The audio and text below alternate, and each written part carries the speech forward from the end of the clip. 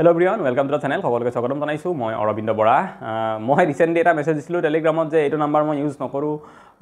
তাতে মোক মেসেজ নকৰিব বুলি নাম্বাৰটো আছে বাট ইউজটো কমাই দিছো সেইটো নাম্বাৰ কাৰণ বহুত বেছি মেসেজ অহা হৈছে আৰু মোৰ দ্বাৰা সম্ভৱ নহয় ইমান ৰিপ্লাই দিয়াটো তথাপিও বহুত মেসেজ আহে সেই নাম্বাৰটোত কেতিয়াবা চাও মই ৰিপ্লাইটো নিদিও সেইখিনি মেসেজৰ বাট মই চাও তাতে এটা কোৱেশ্চন বহুত বেছি পাইছো নাজানো আপোনালোকে প্ল্যান কৰি পেলাই দিয়ে নেকি এটা সময়তে মানুহবিলাকে সবে মেসেজটো ষ্টুডেন্টস খিনিয়ে এটা কোৱেশ্চন ইমান বেছি পাইছো যে এডিআৰি ডেট পিছ হ'ব নেকি এতিয়া এনেকুৱা এটা সন্দেহ হৈছে কাৰবাৰ কাৰণ মই কৈছে এডমিট অহা নাই এতিয়ালৈকে বা এডমিটৰ কথা একো ওলোৱাই নাই যোৱাবাৰ এডিআৰি বুলি কওঁতে অলপমান হুলস্থুল এটা হৈ আছিল যে এডমিট আহিব কিবা হ'ব এবাৰ ইমান দিন গ'ল 15 তাৰিখে এক্সাম হোৱাৰ কথা আছে যেটো এটা আমি ডেট এটা পাইছিলো আৰু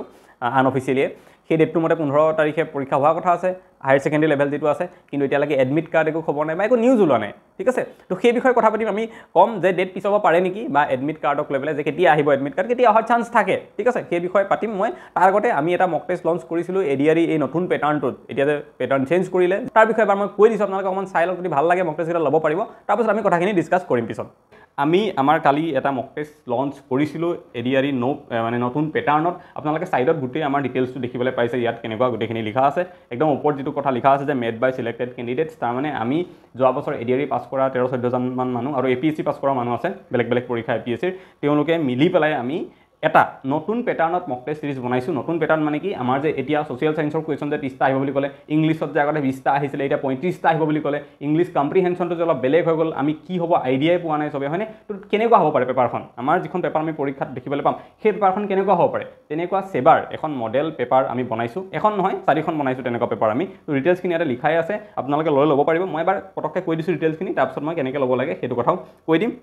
সো সেবা মডেল পেপাৰ একদম সেবা যেনেকুৱা পেপাৰ আহিব আমি তেনেকুৱা ধৰণে পেপাৰখিনি বনাইছো আৰু যিখিনি কোৱেশ্চন লেভেল আছে যোৱাবাৰ এডিআৰি যেনেকুৱা লেভেলৰ কোৱেশ্চন আছিল আমি তেনেকুৱাই দিছো কাৰণ এইবাৰো তেনেকুৱাই আহিব তাতকে টান কোৱেশ্চন কোনো কাৰণত নাহে ঠিক আছে হেতু লেভেলত দিছো আপোনালোকে দি চালে গম পাব যে আপোনালোকৰ কিমানখিনি প্ৰিপাৰেচন চলি আছে এতিয়া নতুন প্যাটাৰ্নটোৰ হিচাপত ওকে তাৰ পিছত special focus on English and social সায়েন্সৰ যেটো সেকশন এটা থাকিব আমাৰ 30 মাৰ্কছৰ সেই গুটে সেকশনটোত আমি যিমান কোৱেশ্চন দিছো সব আমাৰ সোশ্যাল সায়েন্সৰ কিতাপৰ পৰা আমি লৈছো কোনো বেলেগ সোৰ্সৰ পৰা লোৱা নাই সব আমাৰ যিবিলাক কিতাপ আছে সেবাৰ আমি হেবু খুলিছো খুলি চাই তাৰ পৰা দিছো আৰু মইতো সোশ্যাল সায়েন্স পঢ়াই আছো বহুত দিনৰ পৰা গতিকে এইখিনি মোৰ ভালকে আইডিয়া আছে সেই সেকশনটো বনাইছো আৰু ইংলিশ যেটো সবতছে ইম্পৰ্টেন্ট আমাৰ হৈ গ'ল এতিয়া কাৰণ জিকেত 65 মাৰ্কছ থাকিব আৰু তাৰ পিছতে সেকেন্ড হাইয়েস্ট মাৰ্কছ আমাৰ থাকিব ইংলিশত 60 মাৰ্কছ গতিকে ইংলিশত আমাৰ সব টপিকৰ এভৰিথিং টপিক আমি কভাৰ কৰিছো তাতে সব মানে আমি মেট্ৰিকত যিবিলাক আনকি পঢ়িছিলো কম্বাইন সেন্টেন্স টেক কোৱেশ্চন তালৈকে মই এৰা নাই সব টপিক কভাৰ কৰি দিছো যাতে আপোনালোকে যদি কোনোবা এটা কোৱেশ্চন নোৱাৰে তেতিয়া যদি আইডিয়া পাই যে এই টপিকটো তাৰমানে মোৰ পঢ়া হোৱা নাই মই পঢ়িব লাগিব সেই আইডিয়াটো পাবৰ কাৰণে সব এড কৰিছো ইয়াতে আমি তাৰপিছত total number of mock test আপোনালোকে 4টা থাকিব আৰু প্ৰতিটো মক টেষ্টত 150 টাকে কোৱেশ্চন থাকিব যেহেতু নতুন প্যাটাৰ্নৰ মতে 150 টা কোৱেশ্চন থাকিব হয়নে জিকে আমাৰ 35 সোশ্যাল 30 মেথছত আমাৰ 30 ইংলিশত আমাৰ 35 ৰিজনিংত 20 এনেকৈ যেহেতু আমাৰ টোটাল মিলাই পেলাই 150 কোৱেশ্চন থাকিব আমি 150 কোৱেশ্চন দিছো প্ৰতিটো মক টেষ্টত তেনেকৈ টোটাল 4টা মক টেষ্ট আছে এটা পিডিএফত কম্বাইন কৰি পেলাই আমি তাক বনাইছো আৰু সিলেবাছত যিমান টপিক আছে আমি সব কভাৰ কৰিছো এটা মক টেষ্টৰে যদি গুটেই কভাৰ সিলেবাস আমাৰ হোৱা নাই নেক্সট মক টেষ্টত যিবিলাক টপিকৰ ওপৰত প্ৰথমটোত কোৱেশ্চন দিয়া হনে সেকেন্ডটোত দিছো যিবিলাক কোৱেশ্চন সেকেন্ডটো দিয়া নহল যিবিলাক টপিকৰ পৰা কোৱেশ্চন থাৰ্ড মক টেষ্টত দিছো এনেকৈ আমি 4টা মক টেষ্টত 600 কোৱেশ্চন আছে total maths English reasoning social science reading comprehension দিছো তাত সব মিলাই পেলাই 600 কোৱেশ্চন আছে আৰু আমাৰ গুটেই সিলেবাস যিখন থাকে যিকোনো কম্পিটিটিভ এক্সামৰ গুটেইখিনি আমি তাতে কভাৰ কৰিছো আৰু আনসাৰ কিউ আপোনালোকে লগতে ইয়াত পাব আমাৰ আনসাৰ কিউ থাকিব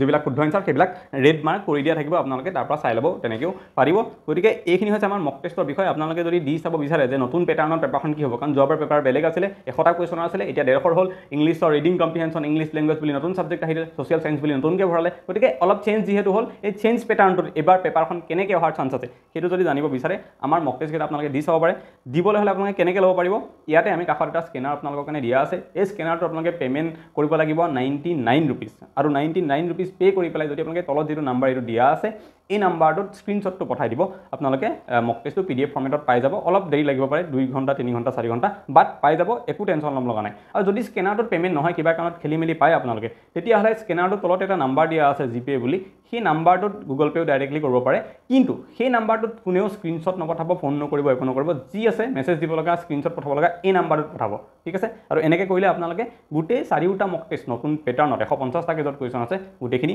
পাই যাব তো মক টেষ্টৰ বিষয়ে আপোনালোকে গম পালে এতিয়া কথা হ'ল এক্সাম ডেট পিছ হ'ব নেকি প্ৰথম কথা হ'ল যিকেইটা ডেট দিছিলে এইকেইটা ডেট আগতে সিএমএ এবাৰ মুখেৰে কৈছিলে তেওঁ ঠিক আছে আৰু তেওঁ মুখেৰে এনে কৈ দিয়াটো আৰু অফিচিয়ালি এখন লেটাৰ দিয়াটো সেইটো বেলেগ কথা তেওঁ কৈছিলে আমাক এইকেইটা ডেটত পৰীক্ষা হ'ব বুলি গতিকে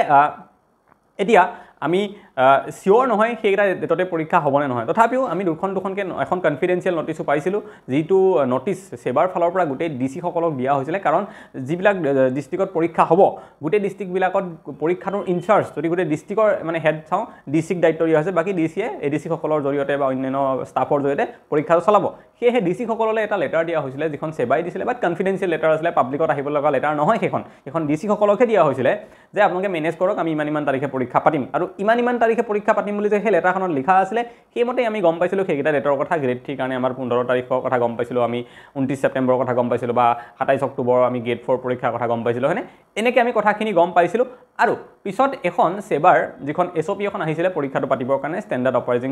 প্ৰচিডিউৰ যিখন এখন ডাঙৰ PDF এটা লেটাৰ এখন আহিছিলে লেটাৰ নহয় একচুৱেলি এটা ইনষ্ট্ৰাকশ্যন কিছুমান আহিছিলে যে পৰীক্ষা কেনেকৈ পাতিব কি হ'ব OMR চিট কেনেকুৱা দিব পৰীক্ষাৰ বহীখন ঘূৰাই আনিবলৈ দিবনে নিদিয়ে এই গোটেই কথাবিলাক কেনেকৈ চলিব গোটেই কথাবিলাক লিখা আছিলে এক্সাম চেণ্টাৰবোৰ কেনেকৈ চলিব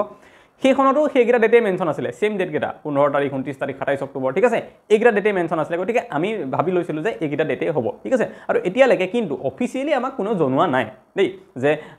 ষ্টুডেণ্টৰ কাৰণে নটিচ বা পাব্লিকত নটিচ দিয়া নাই পাব্লিকলৈ লেটাৰ কোনো দিয়া নাই পাব্লিক মানে আমাৰ ষ্টুডেণ্টছলৈ চৰকাৰৰ ফালৰ পৰা বা SLRC ফালৰ পৰা সেবাৰ ফালৰ পৰা লেটাৰ দিয়া হোৱা নাই যে ইমান তাৰিখে পৰীক্ষা হ'ব বুলি তথাপিও আমি ধৰি লৈছোঁ যে 99% সেইকেইটা ডেটতে পৰীক্ষা হ'ব ঠিক আছে এতিয়া সেইকেইটা ডেটত যদি পৰীক্ষা হয় মই পিছুৱাৰ আশা কিবা দেখা নাই ঠিক আছে পিছুৱা বুলি মই ভবা নাই এতিয়ালৈকে মই ভাবি লৈছোঁ সেইখিনি সময়তে পৰীক্ষা হ'ব নহ'লে কাৰণ নৱেম্বৰ ডিচেম্বৰ পঞ্চায়ত ইলেকশ্যনো আহি আছে তাৰ আগতে পৰীক্ষা পাতিব আৰু এটা ভিডিঅ'ত মই কৈছোঁ যে 10 মে 2025 চনত এপইণ্টমেণ্টটো দিব লাগিব গতিকে এইখিনি সময় নিশ্চয় চৰকাৰক লাগিবই কাৰণ ৰিটেনহে পাতিব 27 অক্টোবৰলৈকে হয়নে তাৰপিছততো আকৌ ৰিটেনৰ ৰিজাল্ট দিলে এমাহমান সময় লাগিব তাৰপিছত আকৌ স্কিল টেষ্টৰ পাতিব লাগিব স্কিল টেষ্ট পাতিবলৈ তাৰ ৰিজাল্ট দিব তাৰপিছতহে এপইণ্টমেণ্ট হ'ব গতিকে সময় যিহেতু লাগিব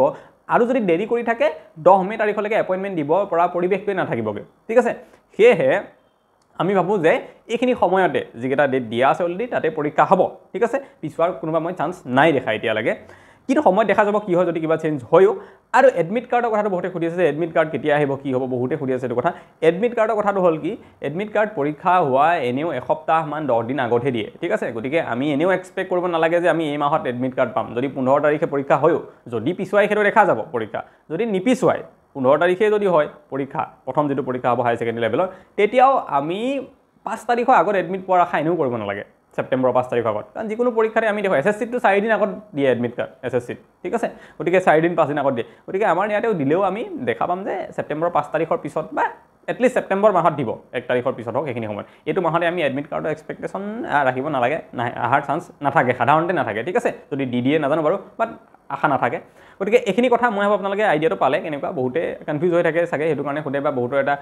দুধুমুধুৰ সিচুৱেশ্যন হয় যে পৰীক্ষাক লৈ আপডেট আহা নাই কি হয় হয়নে গতিকে বহুতে ভয়ো খাই থাকে সেইকাৰণে মই ভাবিলোঁ কথাখিনি ক্লিয়াৰ কৰি পেলাই কওঁ কেনেকুৱা হয় পৰীক্ষাবিলাকত চ' মই যিখিনি কথা ক'লোঁ পৰীক্ষাবিলাকত আমাৰ তেনেকুৱাই হয় ওকে তো আজি ক'ব লগা এইখিনি আছিলে আজিলৈ এইটো ভিডিঅ'ত ইমানেই আকৌ এটা নেক্সট ভিডিঅ'ত সোনকালে লগ পাম থেংক ইউ